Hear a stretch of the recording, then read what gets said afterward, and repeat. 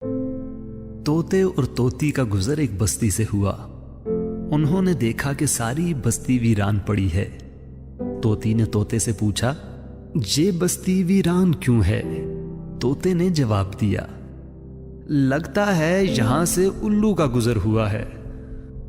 N उस वक्त एक उल्लू भी वहां से गुजर रहा था। उसने तोते की बात सुनी और वहां रुककर उनसे मुखातिब होकर बोला, तुम लोग इस गांव में मुसाफिर लगते हो। मेरे लिए ये बात बड़े एजाज और खुशी की होगी अगर आज रात तुम लोग मेरे मेहमान बन जाओ और मेरे साथ खाना खाओ।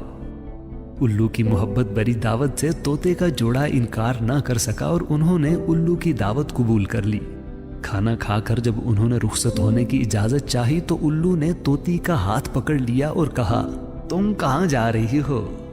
तोती परेशान होकर बोली, ये कोई पूछने की बात है, मैं अपने खावंद के साथ वापस जा रही हूं। उल्लू ये सुनकर हंसा और कहा, ये तुम क्या कह रही हो? तुम तो मेरी बीवी हो।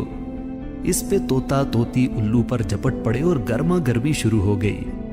दोनों में जब बहस और तकरार ज्यादा बढ़ी तो उल्लू ने तोते के सामने एक तजवीज पेश करते हुए कहा, ऐसा करते हैं, हम तीनों अदालत चलते हैं और अपना मुकदमा काजी के सामने पेश करते हैं। काजी जो फैसला करेगा वो हम कबूल कर लेंगे। उल्लू की तजवीज पे तोता और तोती मान गए और तीनों काजी की अदालत में पेश हुए।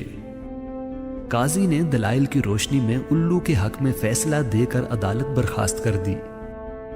तोता इस बेइंसाफी पर रोता हुआ चल दिया तो उल्लू ने उसे आवाज दी, भाई अकेले कहां जाते हो? अपनी बीवी को तो साथ लेते जाओ।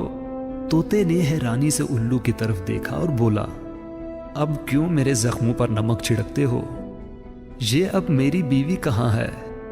अदालत ने तो इसे तुम्हारी बीवी करार दे दिया है।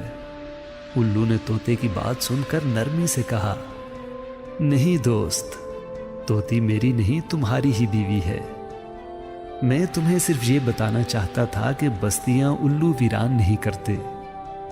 बस्तियां तब वीरान होती हैं जब उनसे इंसाफ उठ जाता है।